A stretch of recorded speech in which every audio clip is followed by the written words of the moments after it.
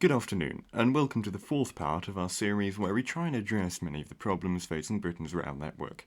One of these, as you will no doubt know if you've ever tried to travel by train in Britain, is the ticket prices.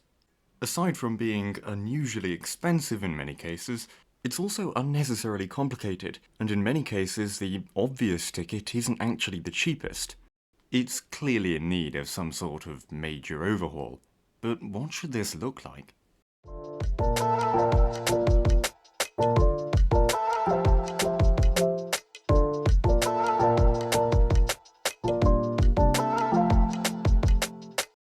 The current fare structure dates from the 1990s, when British Rail was privatised.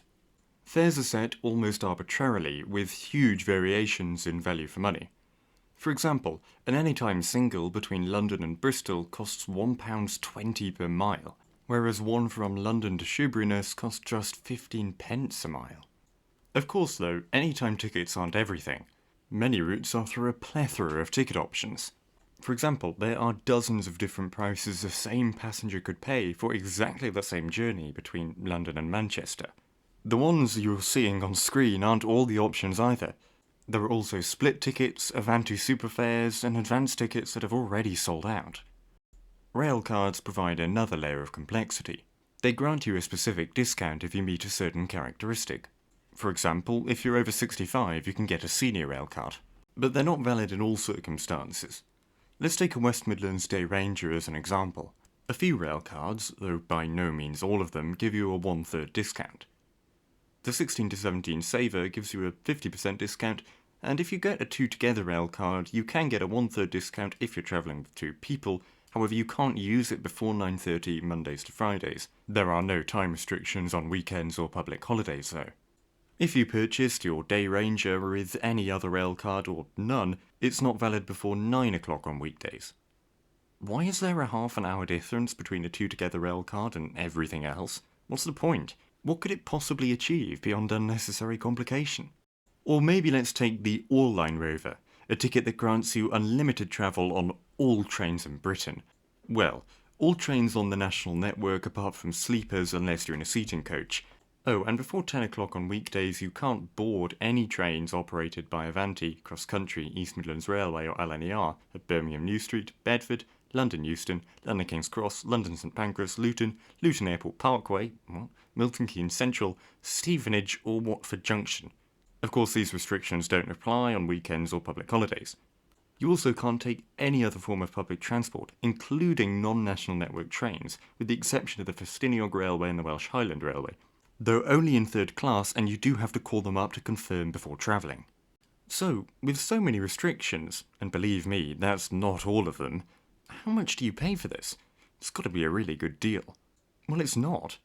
You can only purchase a weekly All-Line Rover, and that comes to £571 per person. In first class, it costs £866. This isn't a cheap loophole, and to turn away passengers who've paid over £500 before 10 AM feels ludicrous. By contrast, the equivalent ticket in Germany costs €49, lasts for a whole month, and includes buses, trams, and all other methods of public transport. Granted, Germany's rail network does leave a lot to be desired in other areas, and the ticket isn't valid on intercity trains, but the price is nonetheless completely incomparable with the British All-Line Rover. Clearly, I'm not alone in thinking that there is some need for change. The Rail Delivery Group, the organisation that represents train companies, ran a consultation on ticket fares in 2019, and 84% of respondents said that the current system is not fit for purpose and should be reformed.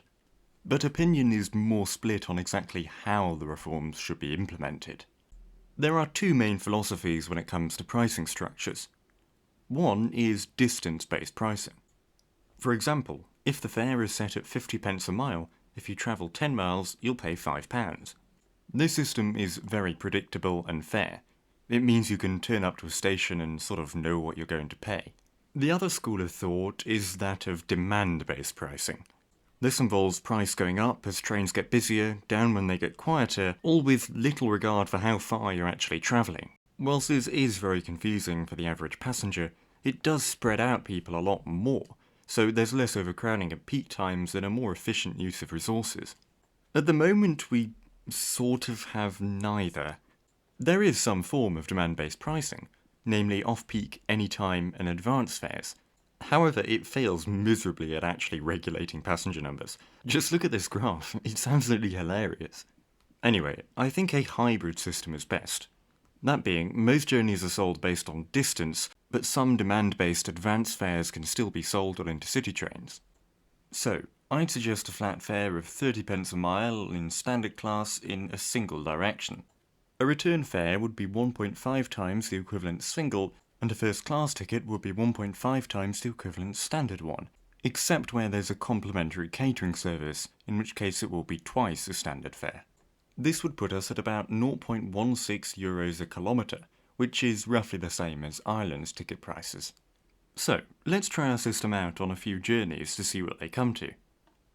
London to Brighton would cost £21.15 return, which is about the same as now. Birmingham New Street to Taunton would be £50.85, and Wrexham General to Hellifield would cost £49.95. Clearly, it's people making currently obscure journeys that benefit the most here. This would go a long way to making the railway much more of a network, rather than just a collection of lines that feed you between and into cities. The beauty of this system is that it allows infinite fares to be created, from any one point on the network to any other, but is still simple and easy to understand, and leaves the passenger certain that they're going to get a good value fare no matter what. Now, of course, it is worth noting that this isn't a really cheap system by European standards. Indeed, it would still be one of Europe's more expensive networks. But there are other ways of improving value than just the basic ticket price. I'm quite a fan of Belgium's Duo ticket. This is exactly what the name suggests. If two people are travelling together, only one of them needs to pay. Again, this will help to make the train more competitive on unusual journeys, where the cost of a ticket can quickly outpace fuel if you're bringing multiple people. Okay, I'm quite satisfied with this proposal, but there are still a few issues we haven't yet addressed. One of the major ones is overcrowding. If the extremely expensive walk-up fares on long-distance trains are reduced, you're inevitably going to see more people trying to use them, and at the moment they just cannot deal with the extra passengers. On most of these routes, capacity improvements could be made relatively easily. Longer trains across country, Great Western, the Midland and East Coast main lines would help a lot. However, the West Coast really cannot see any meaningful increase in capacity.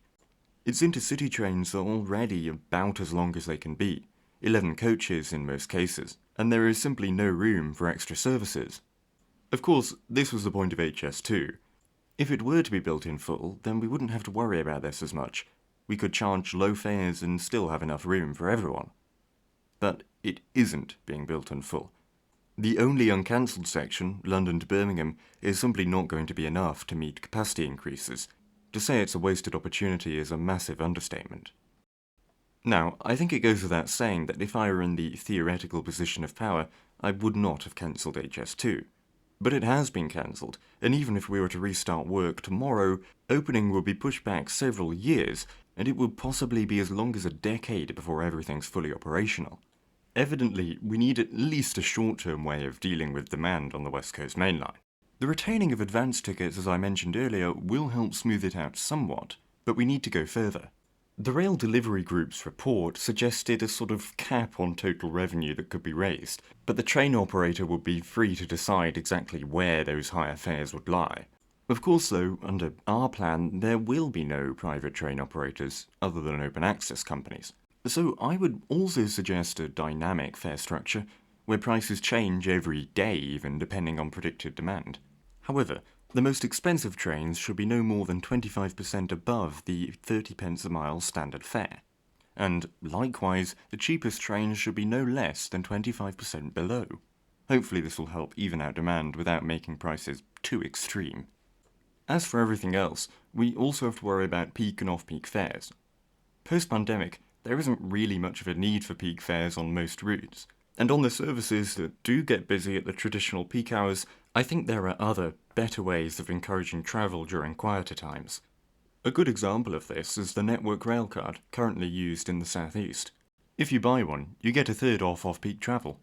I would encourage more region-specific railcards like that, rather than reintroducing peak fares. On the subject of railcards, there are too many restrictions at present. They should just apply their respective discount to any railway-based purchase, with the obvious exception of region railcards that encourage off-peak travel. Season tickets should stay, but should instead be calculated as being 4 times the return fare for that journey per week. Okay, that can all seem a bit technocratic, but now for the fun bit.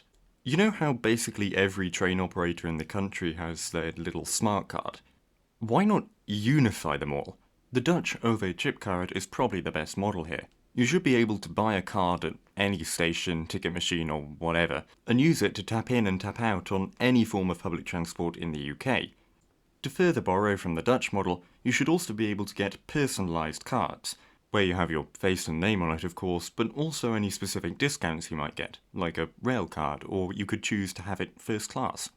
If you use a smart card on your commute, I don't know, you can just tap in and tap out, and if your fare begins to exceed the season ticket, well, it won't charge you anymore. This is by no means a revolutionary concept. We just need to roll out what's been available in London for years to the rest of the country. And finally, keep ticket offices open. There might be 1 or 2 exceptions where they should close, but as a general rule, they're best staying. I do hope you enjoyed. If you disagree or agree or whatever, please tell me. I mean, I might not know how to respond to your comment, but I do read them all.